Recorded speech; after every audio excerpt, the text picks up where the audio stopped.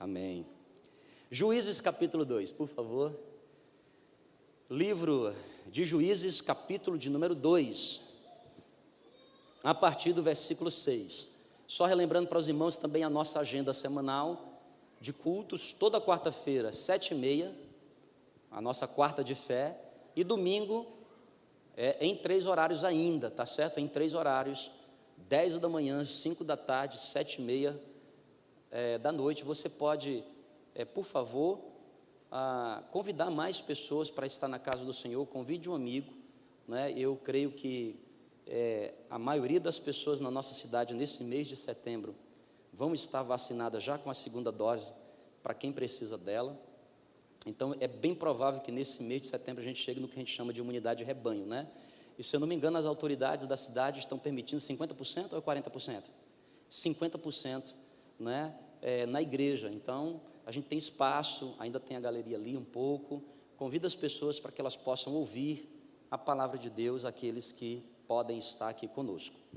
Como disse, Juízes capítulo 2, verso de número 6, diz assim a palavra do Senhor: depois que Josué despediu o povo, os filhos de Israel se foram, cada um à sua herança, para possuírem a terra.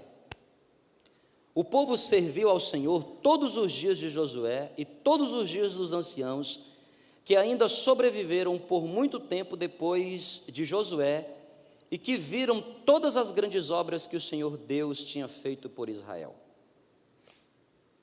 Verso 8 diz: Josué, filho de Num, servo do Senhor, morreu com a idade de 110 anos. Foi sepultado em sua própria herança em Timnat-Heres, na região montanhosa de Efraim, ao norte do Monte Gaás. Toda aquela geração também morreu e foi reunida com seus pais, e, depois dela, se levantou uma nova geração que não conhecia o Senhor, nem as obras que ele tinha feito por Israel. Então os filhos de Israel fizeram o que era mal aos olhos do Senhor. Vou repetir o verso 11. Então os filhos de Israel fizeram o que era mal aos olhos do Senhor, servindo a Balaíns.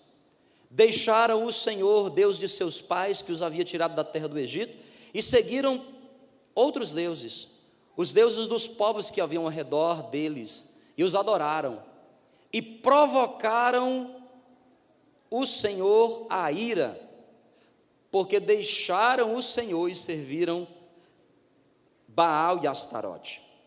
A ira do Senhor se levantou contra Israel, e ele os entregou nas mãos de ladrões, que os despojavam do que possuíam.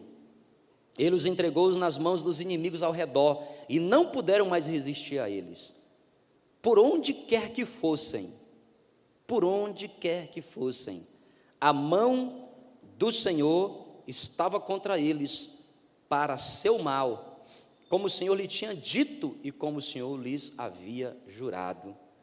E agora estavam esse povo, eles, em grande aperto, diz aqui essa versão, estavam em grande aperto. Deixa eu chamar a sua atenção para o verso de número 10, que diz assim: toda aquela geração também morreu e foi reunido a seus pais. E depois dessa geração, e depois dela, se levantou uma nova geração. Na Bíblia, uma geração é uma contabilidade que os teólogos colocam entre 80 e 100 anos. A maioria diz que 100 anos. É uma geração. Deixa eu posicionar vocês aqui para que a gente possa melhor entender o que o Espírito Santo quer ministrar no nosso coração através desse texto. Eu estou no 7º livro da Bíblia: Gênesis, Êxodo, Levítico, Números, Deuteronômio, Josué, aí vem o livro de Juízes. O livro de Juízes é um livro muito interessante porque ele é um divisor de águas.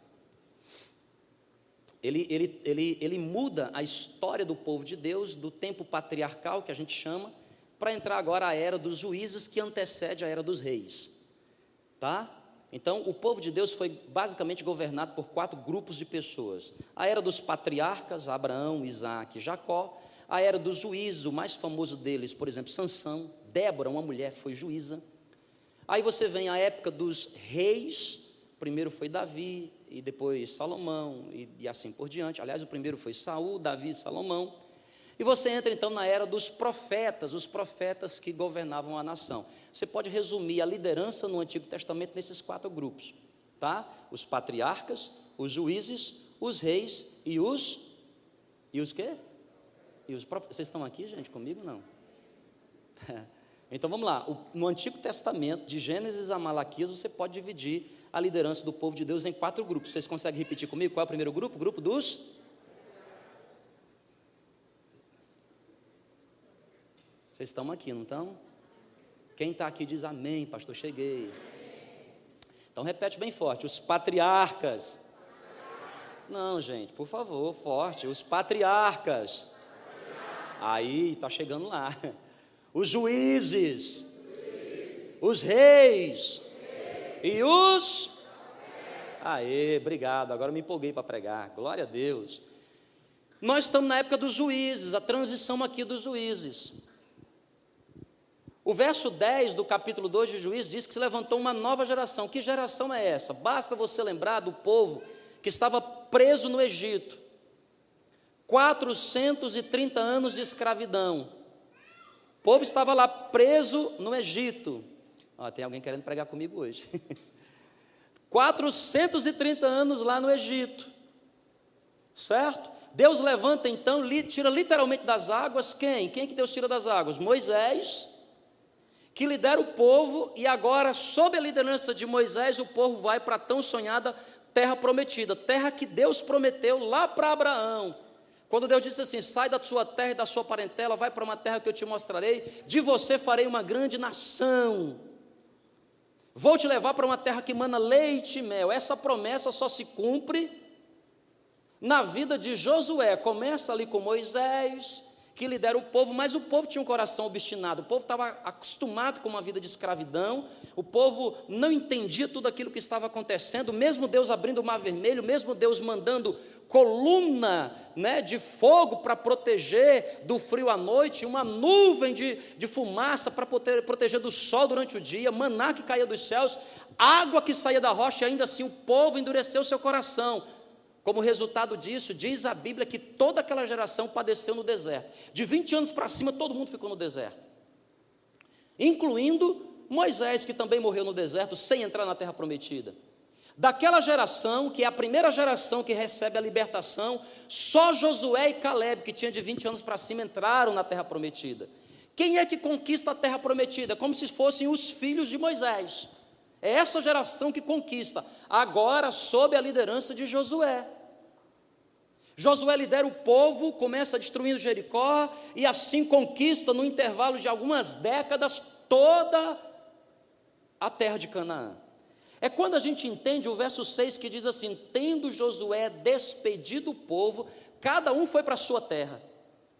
Os que pertenciam à terra de Zebulã voltaram para lá, de Naftali para lá, de Judá para cá, e assim por diante. Todo mundo foi para a sua possessão de terra, das 12 tribos, exceto os levitas, que não tinham lugar, eles tinham uma cidade só para eles. Quem está aqui ainda comigo diz amém. Levantou-se agora uma terceira geração. Então a primeira geração é a geração que saiu do Egito, morreu no deserto. A segunda geração é a geração que conquista Canaã.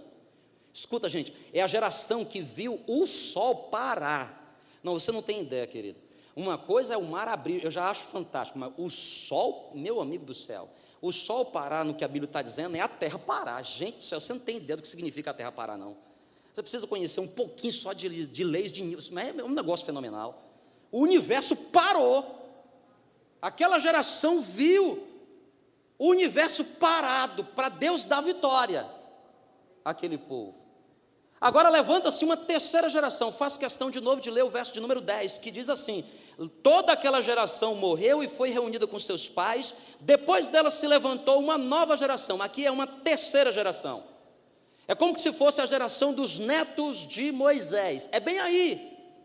Eu não estou falando de muito tempo, eu estou falando de 200, 300 anos depois, levantou-se uma nova geração, e diz o texto assim, que não conhecia o Senhor.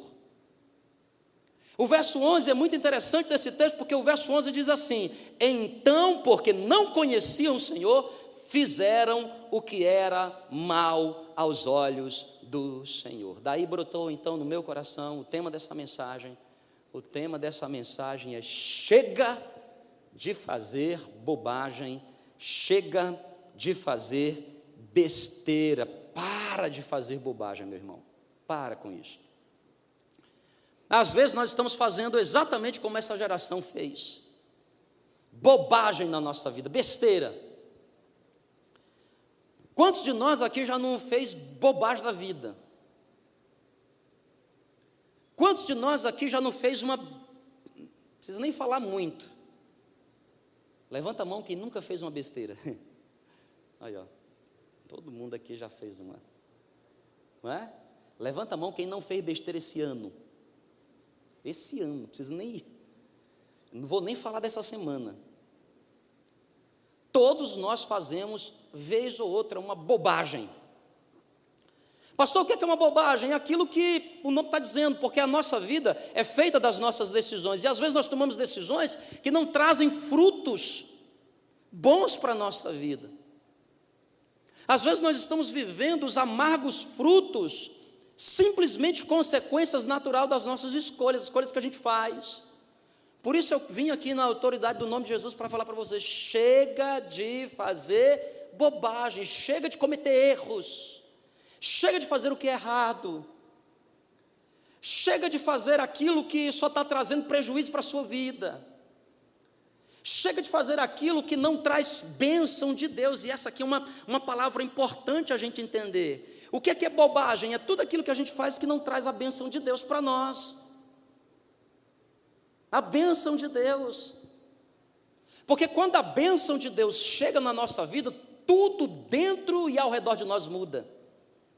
O que é bênção? Bênção é uma autorização que a gente recebe de Deus, quando Deus olha para a gente e diz assim: eu estou te abençoando. Em outras palavras, eu estou autorizando você para que tudo aquilo que você faça dê certo. Bênção. E aí você não vai mais colher na sua vida os erros. Chega de fazer bobagem, chega de fazer aquilo que, ao invés de atrair a bênção de Deus para a minha vida, está atraindo o quê, gente? Está atraindo o quê? Ai, pastor, mas Deus amaldiçoa? O diabo te amaldiçoar, nada acontece contigo, mas querido, presta atenção, o próprio Deus, porque só o fato de Deus não nos abençoar já é uma maldição. E o que é que significa bênção? Autorização para dar certo. Às vezes Deus chega para mim e para você e diz assim: eu não estou autorizando você a dar certo. Nesse texto de tanto fazer bobagem, diz a Bíblia que a própria mão de Deus, olha o que diz o versículo 15 aqui, gente, olha aqui, ó. Se você tiver uma Bíblia, mantenha ela aberta. Por onde quer que fossem, a mão do Senhor era contrário. Gente do céu, não sei se vocês têm ideia do que a Bíblia está falando aqui, não. Porque uma coisa é você ter a mão do inferno contra você. O diabo diz assim: eu sou contra você. Isso é normal. Não tenho medo do inferno, nem tampouco do diabo. Porque no poder do nome de Jesus, as portas do inferno não prevalecem contra a igreja. Quando o diabo se levanta contra o inferno, se levanta, você diz assim: no nome de... Pronto, já acabou. Você nem falar o resto. Já entendeu, o demônio já saiu correndo. No nome de Jesus, pronto, o fogo desceu. Agora, vocês estão aqui comigo, não estão agora à tarde? Você imagina se a própria mão do Deus Todo-Poderoso for contra você, você vai fazer o quê? Que oração que faz?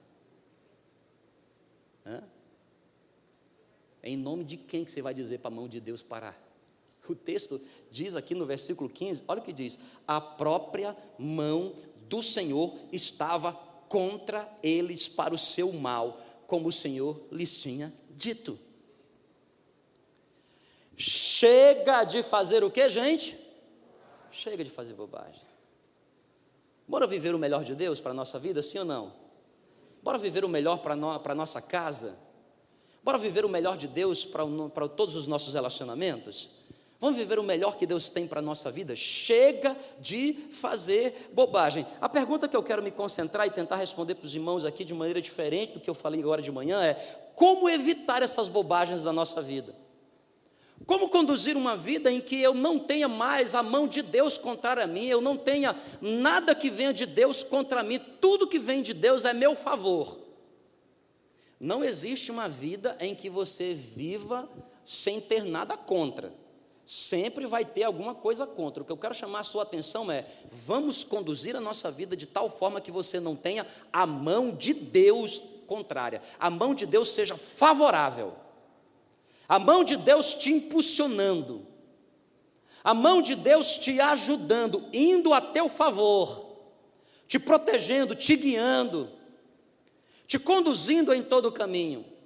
Como evitar as bobagens da vida? Tudo começa no verso de número 10, que eu faço outra vez questão de ler. Diz assim: toda aquela geração, ou seja, a segunda geração, foi reunida por seus pais, ou seja, morreram, e depois dela se levantou uma nova geração. Agora sim, a terceira geração que se levantou, diz a Bíblia, que não conhecia o Senhor. O texto diz assim, que não conhecia.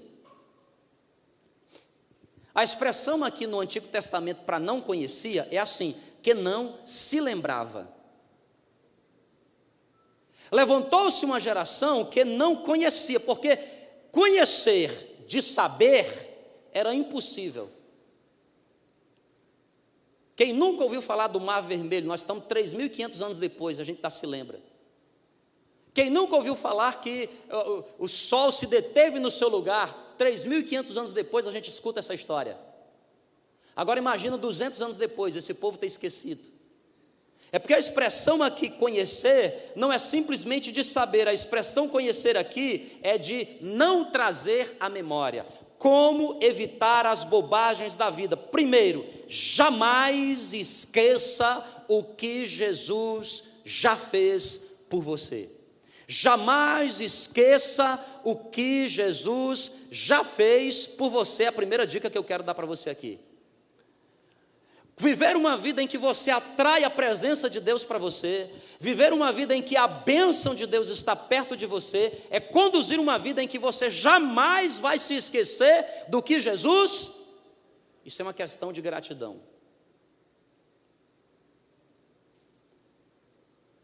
Muitos de nós, o tempo vai passando e a gente vai se esquecendo daquilo que Jesus já fez. Isso acontece frequentemente quando a nossa mente começa a se concentrar nas coisas que a gente almeja do Senhor e que ainda não estamos vivendo. A gente diz assim, eu queria tanto estar vivendo isso, mas por qualquer motivo Deus ainda não permitiu você viver. A nossa mente se concentra tanto naquilo que Ele ainda não fez, e a gente se esquece de agradecer por aquilo que Ele já fez. E Deus tem feito grandes coisas, tem ou não tem, meu irmão? Não, de verdade, Deus tem feito coisas boas na sua vida, sim ou não? Sim. Só tu estar aqui, já, meu filho, só tu estar aqui eu já estava jubilando. Eu não sei se você tem entendido, mas nós estamos finalizando para a glória de Jesus ainda. Nós estamos atravessando ainda um tempo de pandemia. Quantas pessoas poderiam estar aqui entre nós? Não estão, mas nós estamos aqui. Já é motivo o suficiente para poder agradecermos o nome de Jesus. Não, mas com sinceridade, de verdade, se eu sou Deus e escuto um glória a Deus desse daí, eu vou dizer, mas que glória a Deus, Xixi? Como é que é um glória a Deus de gratidão, gente? Assim, de gratidão. Aí.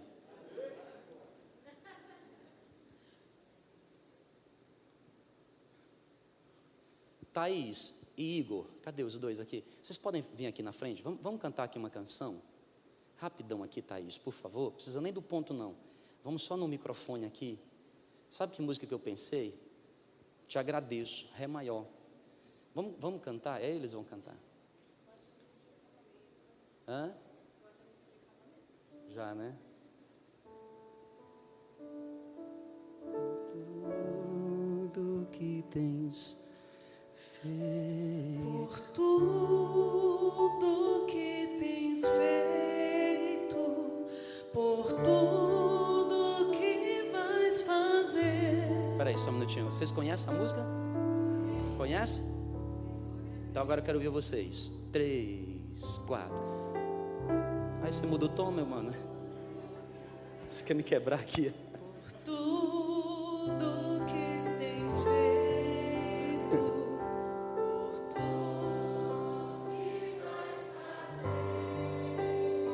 por tua.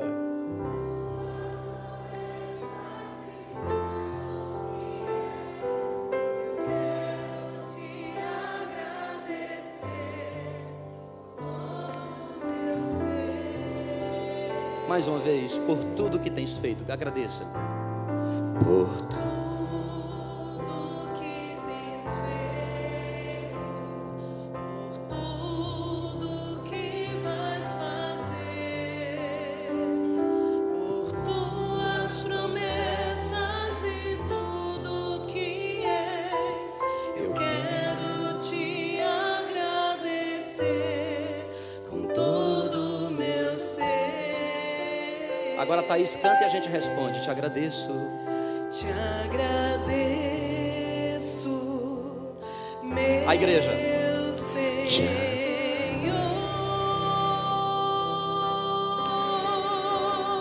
Te agradeço, meu A igreja. Senhor. Todos juntos. Te agradeço por me libertar e salvar, por ter morrido em meu lugar. Te agradeço, Jesus, te agradeço. Jesus, te agradeço. Eu te agradeço. Eu te agradeço. Te agradeço. Te agradeço. Eu quero ouvir a igreja. Te agradeço. Te agradeço. Obrigado por tudo que tu já fizeste, Senhor. Em meu lugar. Jesus, eu te agradeço. Jesus, eu te agradeço. Eu te agradeço. Te Agradeço. Te agradeço. Te agradeço. Você pode fechar os seus olhos um minutinho assim, trazer a sua memória. Talvez você não precise nem ir muito longe assim, mas só agradecer a Deus por tudo que o Deus já fez na sua vida, só esse ano. Você precisa entender que a bênção de Deus já está sobre a sua vida. Agradeça a Deus pela sua família.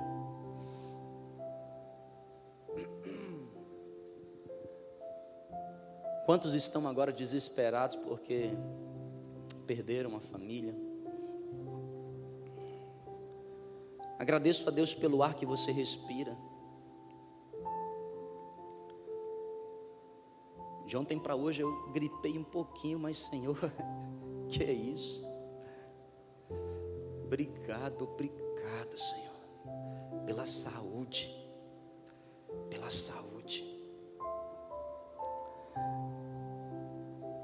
Permita-nos ser uma igreja em que a gente não está com a cabeça da gente preocupada com o que o Senhor fará, mas o nosso coração está voltado para o que o Senhor já fez. O Senhor já fez tantas coisas. Tantas coisas. É que às vezes, Deus, o nosso coração está tão fissurado na promessa que o Senhor fez. E aí a nossa mente, ela é invadida por ansiedade pelo dia de amanhã, pelo que vai acontecer até o final do ano, pelo que vai acontecer ano que vem. Quando na verdade o nosso coração deveria estar agora voltado para o ontem. Por tantas coisas que o Senhor fez. Obrigado porque o Senhor nos tirou do lamaçal do pecado e nos transportou para o maravilhoso reino do Filho do seu amor. Nós somos gratos, Deus. Permita-nos não ser essa geração que se esquece. Porque quando deixamos de nos lembrar das grandes coisas que o Senhor já fez, de onde o Senhor nos tirou. Será que você pode trazer a memória, meu irmão? Lembra de onde Jesus te tirou? Lembra? Lembra como era a sua vida? Lembra? Lembra de alguns poucos anos atrás, de como que eram as coisas? Quantos milagres Deus já fez sobre a sua vida? Não se esquecer do que o Senhor Jesus já fez, Pai, é uma questão de gratidão. Nós somos gratos. Obrigado por nos libertar e nos salvar. Obrigado por morrer na cruz do Calvário em nosso lugar. Te agradeço. Te agradeço, Jesus. Te agradeço. Amém, queridos? Obrigado, Thaís. Se quiser ficar aí, Igor, pode ficar por aí. Como evitar as bobagens da vida? Primeiro, você pode ler bem alto aqui para mim? Acho que está bem quente hoje, né? Aí a gente fica meio assim para baixo, né? Mas vamos falar bem forte, vamos falar bem forte. O que é que é? Você pode falar para alguém pertinho de você, diga assim: jamais esqueça do que Jesus fez. Jamais esqueça. Como evitar uma vida de bobagens? 2, nunca abandone a Cristo. Nunca abandone a Cristo. O verso 12 desse capítulo 2 diz assim: deixaram o Senhor, Deus de seus pais, que os havia tirado da terra do Egito. Deixaram o Senhor, Deus de seus pais. Lembrar-se sempre do que Jesus já fez é uma questão de gratidão. Deixar, nunca abandonar a Cristo, nunca deixar nada ocupar a sua vida ao ponto de você abandonar a Cristo é uma questão de perseverança. Nunca abandone a Cristo, porque Cristo nunca te abandonou. Nunca abandone Ele. Nunca. A pior coisa que um ser humano pode fazer é abandonar a Cristo. O que é que significa abandonar a Cristo aqui, pastor? Significa abandonar o seu relacionamento com Ele. E a consequência final de tudo isso é você se desviar dos caminhos do Senhor. Jamais abandone o seu relacionamento diário com Deus. Compreenda que essa vida que nós estamos chamando você para participar não é uma vida de religião. Vir para a igreja não é religião. Religião às vezes mais atrapalha do que ajuda. Eu estou falando de uma vida de relacionamento com Deus. Não abandone o seu relacionamento com Deus. Sabe como é que uma pessoa desvia? Como é que é o processo de desviar? É bem simples assim, ó. Como é que uma pessoa desvia dos caminhos do Senhor? Primeiro, antes dela desviar dos caminhos do Senhor, ela abandona o relacionamento com Deus por meio da palavra e por meio da oração. Uma pessoa, quando ela começa a esfriar na fé, significa dizer que ela parou de ler a palavra e parou de cultivar uma vida de oração. Ela para. A vida de oração dela já não é mais a mesma, a vida de leitura da palavra já não é mais a mesma, e ela vai abandonando o relacionamento com Deus, porque ler a palavra e falar com Deus em oração são os instrumentos de Deus para que a gente possa ficar pertinho dEle. Porque é isso que Deus quer da gente, intimidade. Diz aqui o versículo 12, que essa geração abandonou o Senhor. Gente, abandonou a Deus. Deixou de lado o relacionamento com Deus. Sabe quando a gente passa a vir à igreja, a gente vem para a igreja sempre, a gente está na igreja na quarta, no domingo, às vezes em 2 cultos, às vezes a gente está trabalhando na igreja, aqui no altar, ali por trás das câmeras, na recepção, a gente está trabalhando, a gente está fazendo até as coisas, mas a nossa vida entrou no automático com Deus. A nossa vida já não tem mais aquela dinâmica de relacionamento. Quando é que o amor no casamento ele acaba?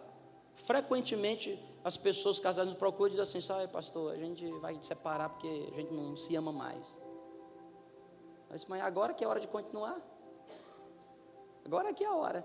E quando é que esse amor acaba? Ele acabou quando acabou o romance. E quando é que o romance acabou? Ele acabou quando você deixou de investir nisso. Sabe o que significa abandonar a Cristo? É a gente trocar a nossa intimidade com Deus por aquilo que ocupa mais espaço na nossa vida, na nossa agenda. Aquela geração abandonou a Deus. E por que abandonou a Deus? Porque não investiu no relacionamento com Deus. Paulo nos ensina que o Espírito, ele luta contra a carne. E a carne, ela luta contra o Espírito. Porque os dois são opostos entre si. Quem é que vai vencer na luta da carne contra o Espírito? Aquele que você melhor alimentar. Conta-se uma história de que havia um senhor que ele tinha 2 grandes cachorros, 2 pitbulls. E ele, todo final de semana, colocava esses cachorros para brigar. E as pessoas vinham e faziam apostas. Uma história fictícia. Tinha um cachorrão branco e tinha lá o pretão. O pessoal vinha fazer as apostas e ele dizia: olha, se eu fosse vocês, eu apostava no cachorro branco, é ele que vai vencer. Aí o pessoal meio pé atrás: é o dono do cachorro, você está querendo ganhar a gente, a casa quer ganhar a gente. Então o pessoal apostava no cachorro preto. E os cachorros, uau, uau, uau, uau, uau, uau, uau. Os 2 iguais, bonitão, só mudava a cor. De repente quem ganhava? O preto. O cachorrão pretão ganhou tudo, e ele levou tudo. No outro final de semana, vinha o pessoal de novo para as apostas. Ele dizia: olha, se eu fosse vocês, dessa vez eu apostava no preto, não apostem no branco. Aí o pessoal: ih, rapaz, aí tem coisa, vamos nesse final de semana apostar no branco. Aí o pessoal apostava no branco, os cachorros, uau, uau, uau, uau, uau. Os 2 iguais, bonito, igualzinho. Quem ganhava era o branco. Aí o pessoal vai: como é que você sabe quem é que ganha? Tem marmelada aí, como é que você sabe? Aí o dono dos cachorros chegava para ele e falava o seguinte: olha, presta atenção, quando eu quero que o cachorro branco ganhe, antes de colocar eles para brigarem, que eles só brigam no final de semana, eu passo a semana inteira, de segunda a sábado, eu fico tratando ele bem. Trato ele bem, dou a melhor ração, estou sempre trocando a água, tiro um tempo para poder brincar com ele. Mas já o outro eu dou comida o mínimo possível. Aqui, come aí.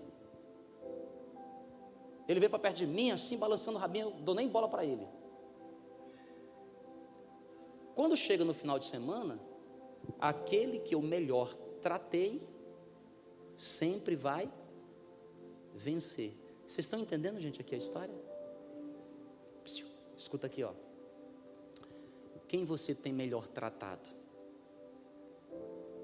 O Espírito de Deus que mora dentro de você? Ou a carne? Quem melhor você tem dado atenção? É a carne que é atraída pela série de TV? É a carne que é atraída pelos vídeos que estão no teu smartphone? Ou será que você tem deixado essas coisas de lado e vindo para a palavra de Deus, para conhecer mais a Deus? Porque a palavra alimenta o espírito. A Bíblia diz que a fé vem pelo... E o ouvir o que, gente? O que é que você tem ouvido? O que é que você coloca para escutar lá no seu carro?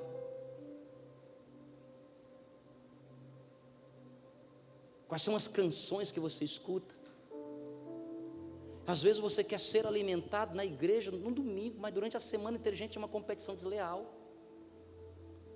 Você fica aqui exposto à palavra 50 minutos, 45 minutos, mas você fica 45 horas exposto a outras coisas. Diz a Bíblia que aquele povo, Aquela geração, escuta, não foi só uma pessoa, uma geração inteira abandonou a Deus. Ei, meu irmão, você quer viver uma vida com ausência de bobagens? Nunca abandone a Cristo. Agora, preste atenção aqui, vocês estão aqui, não estão ainda comigo? Vai ter dia que você vai ter vontade de abandonar, vai ou não vai? Vai sim. Vai ter dia que você não vai ter vontade. Vai ter dias que você vai dizer assim: poxa, essa caminhada é muito difícil. Essa jornada com Cristo é tão difícil. Vai ter dias em que você vai ter vontade de virar as costas.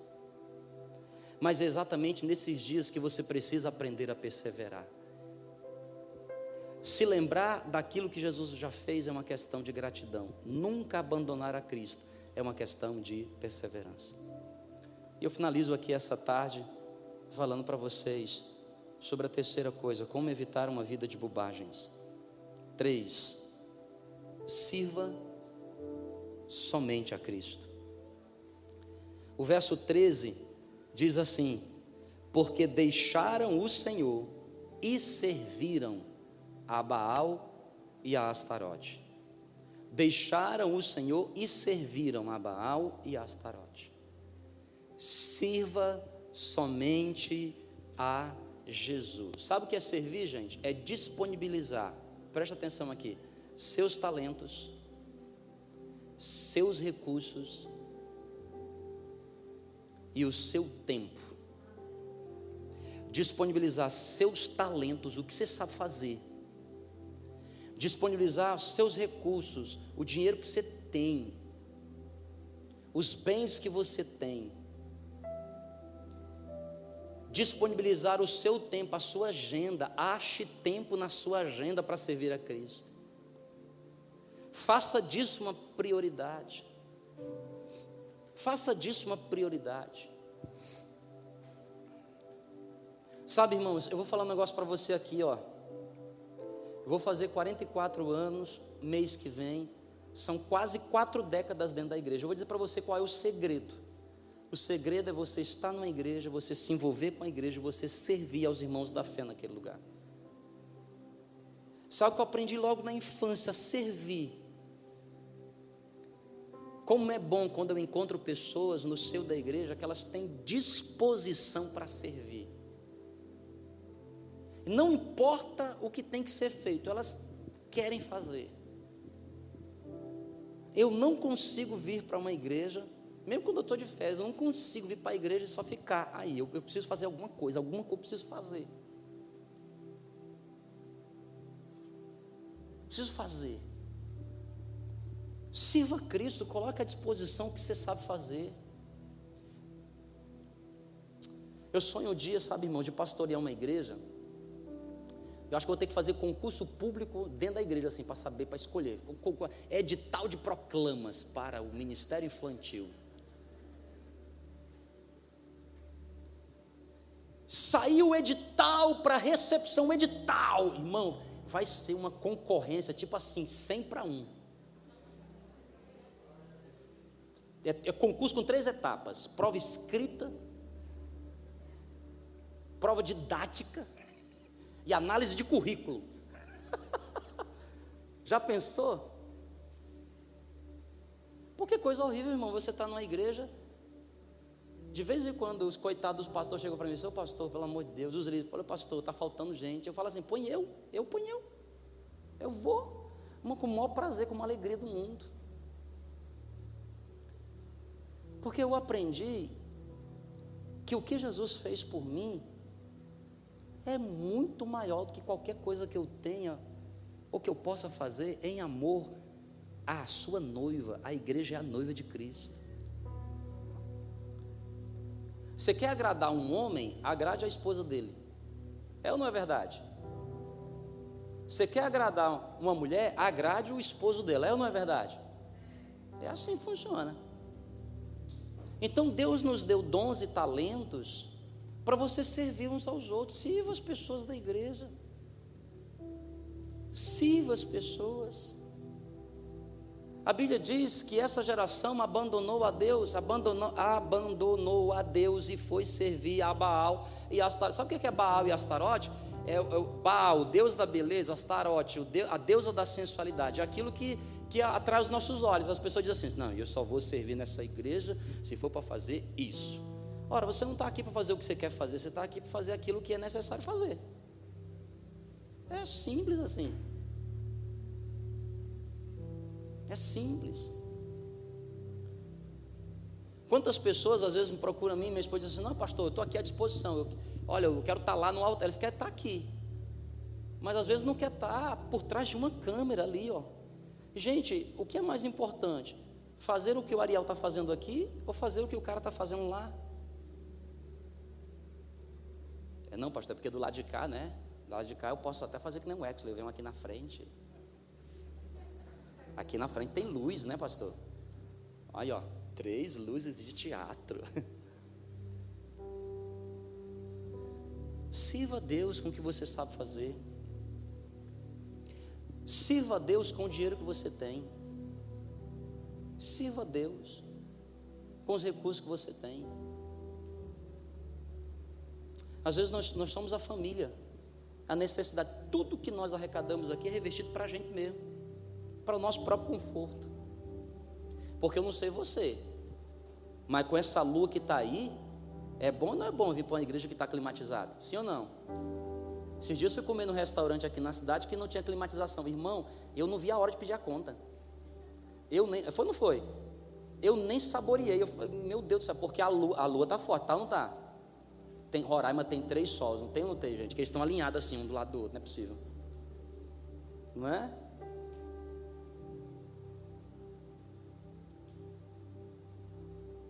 Então, sirva a Deus com o que você tem. Porque quando nós temos o nosso coração entregue nas mãos do Senhor, o que nós temos também está entregue nas mãos do Senhor. Sirva a Deus com o seu tempo. Quantas pessoas dizem assim: eu não tenho tempo. Não tenho tempo.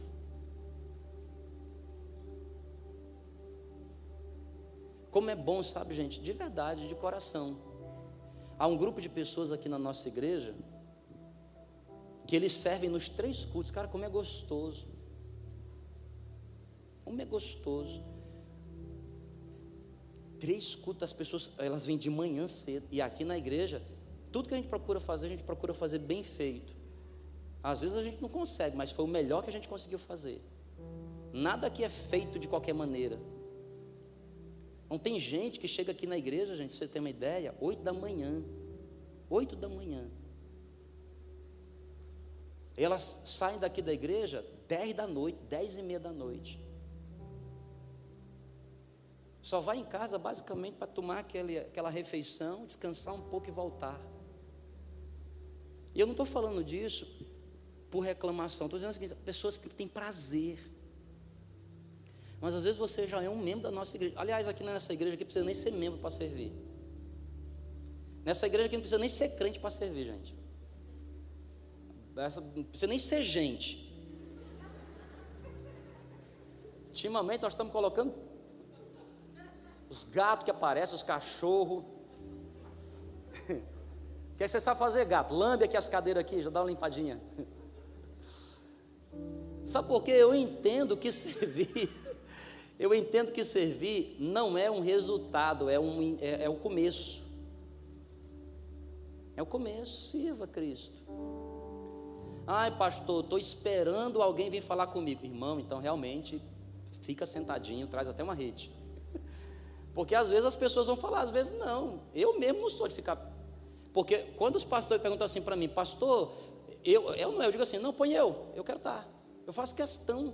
Se vocês me deixar aqui, eu vou dar um jeito de tocar, de varrer, de ajustar o som. Eu gosto, eu faço, né? Eu gosto porque eu gosto. Eu tenho prazer.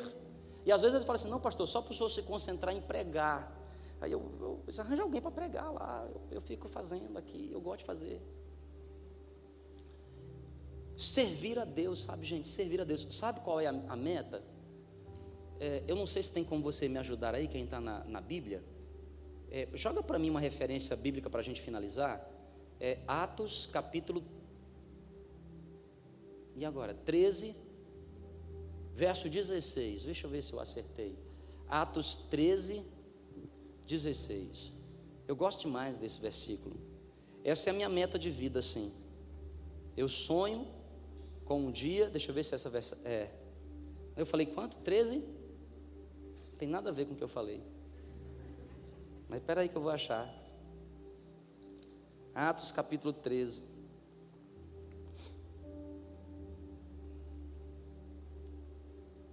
O verso diz assim: tendo, pois, Davi servido aos propósitos de Deus na sua geração, depois disso morreu.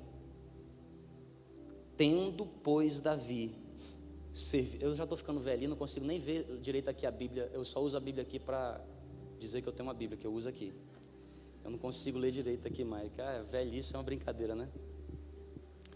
Tendo, pois, Davi servido aos propósitos de Deus na sua geração, depois disso, morreu. Olha, eu de verdade, já falei lá em casa. No dia que eu morrer, por favor, coloca lá esse versículo, com a referência correta, que eu não sei. Atos 13, 36. Eu sabia que tinha o 13 e tinha o 6. 13, 36. Porque tendo... Obrigado, viu, professor? Porque tendo Davi no seu tempo... Gente, olha, preste atenção aqui, ó, aula de português. No seu tempo, entre vírgulas, está chamando a atenção. Tendo, pois, Davi no seu tempo. Sabe por quê? Você não tem como servir a Deus no outro tempo. Dá para você servir a Deus no tempo passado? Não dá. Tem gente que diz assim: no dia que eu tiver tempo. Não é no dia que você tiver tempo, é hoje. Serve a Deus hoje. Serve a Deus hoje. Eu estou esperando a rede ministerial. Irmão, a rede ministerial é apenas um programa para te ajudar. Porque quem quer servir, dá um jeito de servir mesmo já. Tendo Davi no seu tempo servido conforme o plano de Deus. Isso aqui é fantástico, ó, conforme o plano de Deus. Porque a gente foi chamado não é para servir ao nosso plano, a gente foi chamado para se encaixar debaixo de um plano. Sabe qual é a minha oração diária? Eu oro quase todo dia, eu digo assim para Deus: Senhor, eu sei que o Senhor está fazendo grande coisa no mundo, eu sei que Tu estás assim fazendo algo, me envolve nos Teus planos. Eu fico dizendo para Deus: me envolve nos Teus planos. Esses dias minha esposa me desafiando para novas coisas, eu falei assim: filha, ora para que Deus possa me revelar os planos dele, porque o que eu quero é encaixar nos planos de Deus, eu não quero servir ao meu propósito. Eu não quero servir aos meus motivos, à minha finalidade. Tendo, pois, Davi servido conforme o plano de Deus, depois disso o quê? Morreu. Porque isso é a nossa vida, gente. Você nasce, serve, morre, pronto. É isso que é a vida. Nasce, serve, morre. Gente, vocês não têm ideia de quantas pessoas, no final da vida, eu converso com elas, dizem assim: me ajude, porque eu passei a minha vida inteira fazendo isso, e não sou feliz. Eu disse: claro que você não é feliz, porque tem um vazio aí dentro do seu coração que só Jesus pode preencher. Claro, você pode ter tudo, você pode ter muitas coisas, mas se isso não for preenchido, você não vai ser feliz. Vocês estão entendendo, gente? Eu sei do que eu estou falando. Eu já vivi uma vida em que eu corria atrás das coisas que eu queria. E tinha tudo, mas não tinha paz, não tinha paz. Gente, você sabe o que é uma pessoa não ter paz? Você sabe o que é uma pessoa arrancar aplauso dos outros, mas você não se aplaudir? Você ir para a sua casa e você não ter paz, não ter alegria. Agora, coisa boa, querida, é você viver uma vida em que você, às vezes, nem sempre arranca aplauso de ninguém, mas você vai para casa feliz. Essas mesmas pessoas que chegam aqui na igreja às 7 da manhã e vão embora às 11 da noite, irmão, são pessoas felizes. Às vezes eu ligo para elas depois do culto: e aí, como é que você está? Nossa, estou arrebentado, mas é uma dor tão boa. É um cansaço gostoso, porque é um senso de que você fez aquilo que Jesus te chamou para fazer. Quem entendeu aí diz amém. Que música nós vamos fazer? É boa? Não se apagará. Vamos ficar de pé em nome de Jesus. O tempo aqui já estourou.